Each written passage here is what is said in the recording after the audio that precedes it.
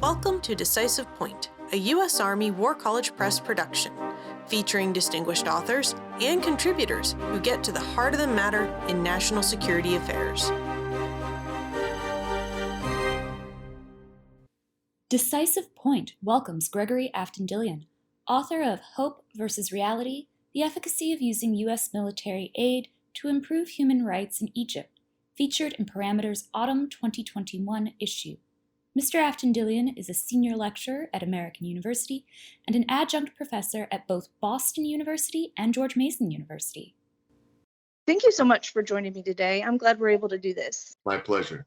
Let's just jump right in and talk about your article, Hope versus Reality, the Efficacy of Using U.S. Military Aid to Improve Human Rights in Egypt. Your article examines the approaches employed by the Obama and Trump administrations regarding U.S. military aid to Egypt, and it proposes practical steps that can be taken by policymakers and the military personnel on the ground to advance U.S. human rights values. What was the Obama administration's approach? The Obama administration was not pleased by the military coup that took place in early July of 2013 against Mohamed Morsi, who was then president of Egypt. And Morsi was also a member of the Muslim Brotherhood. This is not because there was a so-called conspiracy between the U.S.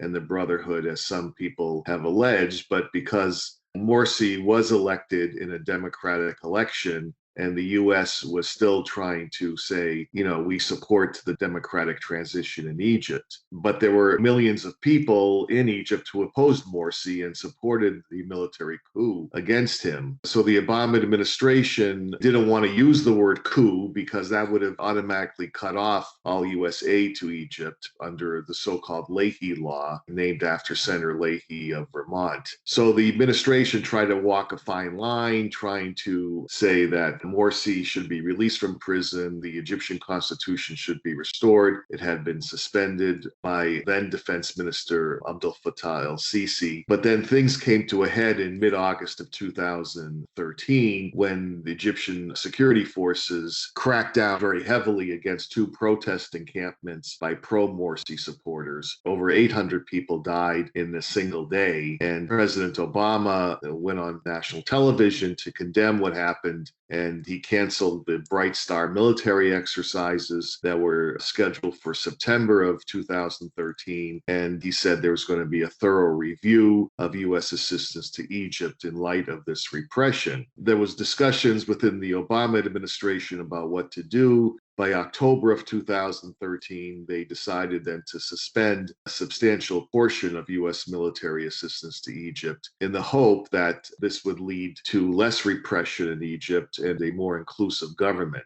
This suspension occurred over a period of about 18 months. But then by March of 2015, the Obama administration decided to lift its suspension. And I think it did so for two main reasons. One, the human rights situation in Egypt didn't improve. And in fact, it arguably got worse under Sisi. And then second, Egypt still faced a security threat in the Sinai Peninsula from an ISIS affiliate. That was the Obama administration's approach. And so then the Trump administration came in, and what was Trump's approach? Well, Trump, even before he became president, he met Sisi on the sidelines of the UN General Assembly in September of 2016. He praised Sisi very much, and then he invited him to the White House in early 2017 after he became president. And there seemed to have been no real pressure on Egypt to improve its human rights situation. The only case that we know of is when Trump did intervene to release from prison an Egyptian American NGO worker, Aya Hijazi, and her husband, who were arrested on bogus charges. There was a number of human rights groups and many members of Congress who weighed in on having this couple released, and Trump decided to ask Sisi to release this couple from prison, and they were later received in the White House. But that was like a one-off thing. It didn't really improve the human rights situation in Egypt. And then there wasn't really a concerted effort by Trump to do that. But surprisingly, in August of 2017, the Trump administration suspended about $195 million in military aid for two reasons. One, was because Egypt had security ties to North Korea. A lot of this is sort of outside the public domain, so we only know bits and pieces from the press, and that upset the Trump administration. And then two, Egypt had a new draconian NGO law that was very restrictive.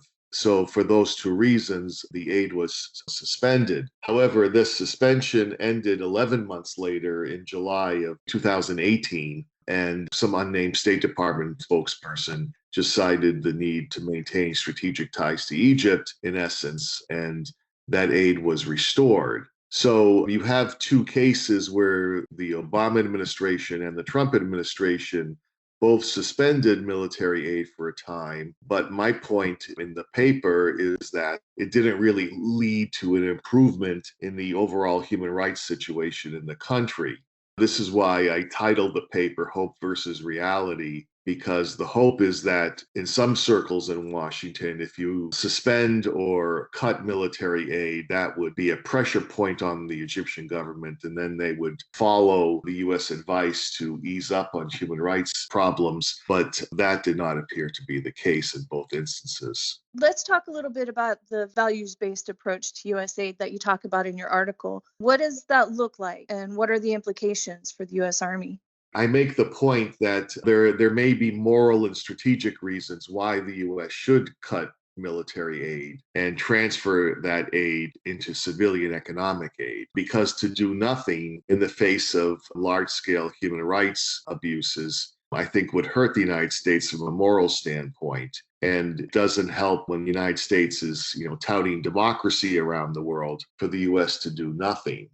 My point in the paper is that from the US perspective, it makes sense to cut some military aid from our own moral and strategic position, and don't expect the Egyptian government all of a sudden to fall down and accede to US wishes. But this has to be done from the US perspective. I also point out that there is a role for US military officers in this thing that I propose, that because the Egyptian military is so prominent in Egyptian society, military officers run a lot of businesses. They also get appointed to governorships throughout Egypt.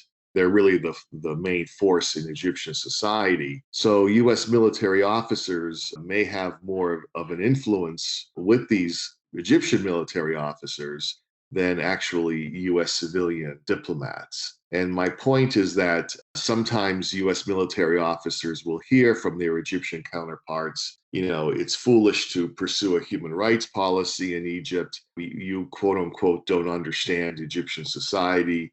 Quote unquote, Western values on human rights should not be applied here. My point is that US military officers can play a role in actually addressing some of these issues privately with their Egyptian counterparts, saying that, Egypt is a signatory to the UN Convention on Human Rights, and the Egyptian government should abide by international human rights norms. Not everybody in Egyptian prison is a terrorist, as the Egyptian government often portrays them as. And there should be kind of respectful dialogue when US military officers encounter their Egyptian military counterparts. I say in the paper, this is not going to magically turn things around in Egypt in terms of the human rights situation, but I think down the road it could have some dividends, because as these military officers in Egypt rise in rank, they'll be much more influential in the decision-making processes in their country, and perhaps in getting this type of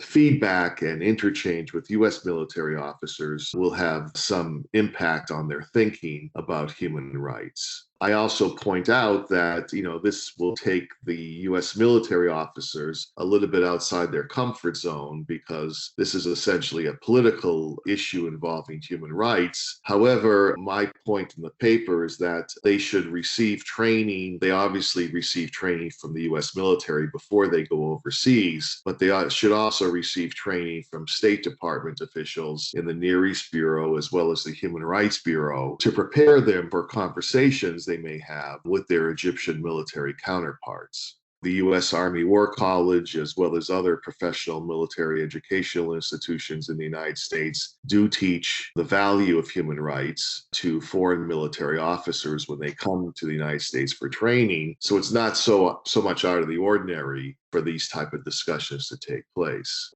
Thank you for joining me today. This was an insightful conversation. Thanks, my pleasure.